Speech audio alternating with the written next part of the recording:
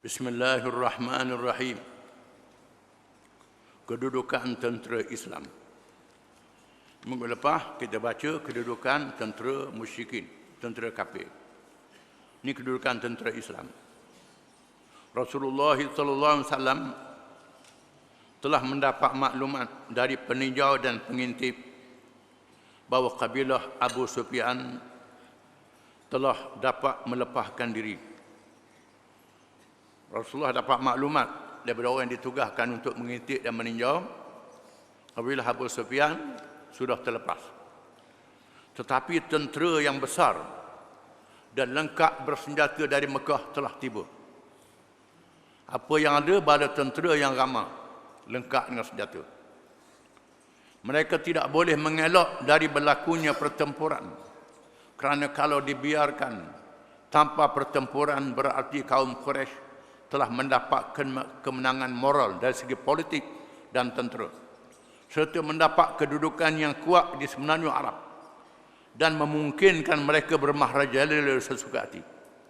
Sekiranya orang Islam berundur balik, tak mahu menghadapi tentera yang besar ini, menyebabkan dari segi moral akan jatuh, semangat akan jatuh. Orang kafir semenanjung Arab mengatakan orang Islam lemah. Rasulullah SAW telah mengadakan mesyuarat dengan para sahabat terkanan untuk meninjau pandangan dan kesediaan mereka. Lalu Rasulullah bermesyuarat dengan sahabat-sahabat, dengan pemimpin-pemimpin sahabat bermesyuarat. Kalangan Muhajirin dan Ansar tak buat keputusan sendiri dan tak ada wahyu yang turun. Ini ujian daripada Allah Ta'ala. Mesyuarat bagaimana nak bertindak. Adakah undur balik ke Madinah ataupun berperang. Tiba-tiba Al-Miqdad bin Al-Aswad radhiyallahu anhu berkata, "Ya Rasulullah, imdi lima arakallah." Ada tertinggal, lima arakallah. Lam mim alif. "Ya Rasulullah, imdi lima arakallah.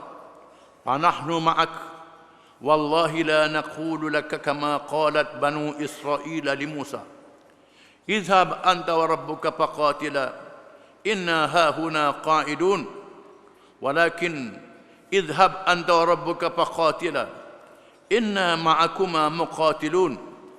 Fawalladhi ba'athaka bilhaq. Law sirta bina ila barkil ghimad. Lajaladna ma'aka min dunihi hatta tablugha."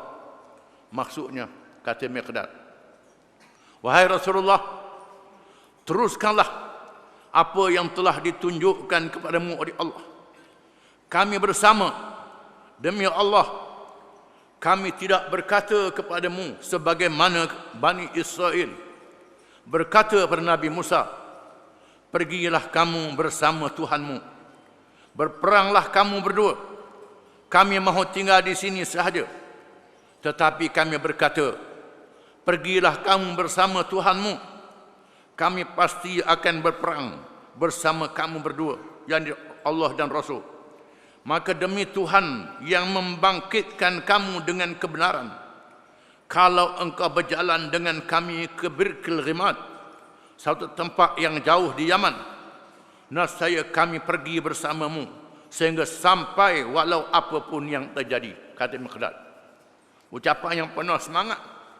"Wahai Rasulullah, kami tak cakap, kami tak kata kepada Rasulullah sebagaimana orang Yahudi Bani Israel berkata pada Nabi Musa. Bila Nabi Musa ajak Bani Israel berjihad masuk ke Palestin. Bani Israel yang ditolong oleh Allah dengan mukjizat. Mukjizat Nabi Musa membelah laut dengan tongkat setelah mereka diburu oleh Firaun dan bala tentera yang ramai. Allah menyelamatkan mereka dengan mukjizat. Nabi Musa pukul tukat di laut, terbelah laut menjadi dua belah lorong, dilalui oleh kabilah-kabilah Bani Israel. Sebaik saja mereka sapa di seberang sana, Firaun kejar di belakang. Sebaik saja tentera Firaun berada di tengah laut, laut dikembalikan seperti asalnya. Firaun dibinasakan. Allah Ta'ala tunjuk pertolongan yang luar biasa. Lepas itu Allah Ta'ala suruh Bani Israel masuk ke Palestin. Allah Ta'ala uji Bani Israel supaya mereka berjihad. Yang tadi aku tolong secara luar biasa. Sekarang aku nak suruh semua berjihad, masuk ke Palestin. Palestin didiami oleh kaum Jabbarin. Satu kaum yang tubuh dia besar, yang gagah. Ini ujian. Percaya ke Allah ke tidak? Wahai Bani Israel, masuk ke Palestin dengan jihad. Bila Nabi Musa ajak Bani Israel masuk ke Palestin berjihad, apa jawapan mereka? Idhab anta wa rabbuka faqatila inna hahuna qa'idun. Disebut dalam Quran. Wahai Musa, Harun, pergi mu dengan Tuhan. Kami tak sanggup pergi nak duduk di sini. Ini ucapan Bani Israel. Lalu mereka dimerka oleh Allah Ta'ala. Allah Ta'ala menyesatkan Bani Israel di padang pasir selama 40 tahun. 40 tahun pusing tempat yang sama, tak sapa Palestin. Nabi Harun wafat, Nabi Musa wafat. 40 tahun ni mereka yang baru dilahirkan pada masa itu umur 40 tahun baru lepas daripada sesat itu. Mereka yang umur 40 mati. Lahir generasi baru. Generasi baru yang berani, yang gagah perkasa, yang diuji selama 40 tahun sesat di padang pasir. Ini Bani Israel. Kata Miqdad, wahai Rasulullah, kami bukan Bani Israel. Kami tak begitu. Pergi. Bukan saja di badan ni. Kalau pergi ke Barkal Ghimad, tempat yang jauh di negeri Yaman, bulan perjalanan, kami akan pergi wahai Rasulullah. Sehingga siapa di tempat itu. Rasulullah SAW telah memujinya dan berdoa untuknya. Sesungguhnya baginda SAW bersabda, Ashiruni ayuhan nas. Miqdadnya orang Mekah. Orang Mekah ni orang yang berhijrah, yang dihala dari tanah air. Bagaimana orang Madinah? Orang Madinah pula bukan yang berhijrah, tanah air mereka. Nabi bukan orang Madinah, Nabi orang Mekah, berhijrah di negeri mereka. Cuma mereka berbai'ah, mereka berjanji dengan Nabi. Macam mana orang Madinah pula? Ashiruni ayuhan nas. Berilah pendapat kamu wahai manusia. Golongan Ansar mengerti bahawa persoalan itu ditujukan kepada mereka. Lalu pemimpin mereka, Sa'ad bin Mu'adz radhiyallahu anhu berkata, Wallahi laka turiduna ya Rasulullah. Kata Sa'ad bin Mu'adz, pemimpin Ansar, demi Allah, seperti kamu tujukan kepada kami wahai Rasulullah. Tuju pada kami ke golongan Ansar? Bersabda Rasulullah, ya. Lalu Sa'ad bin Mu'adz menegaskan, faqad amanna bika wa saddaqnaka wa syahidna anna ma ji'ta bihi wal haqq wa a'tainaka ala dhalika uhudana wa mawathiqana ala sam'i wa ta'ah famdi ya Rasulullah. Famdi ya Rasulullah, bukan Rasul, ya Rasulullah, baik di atas alam.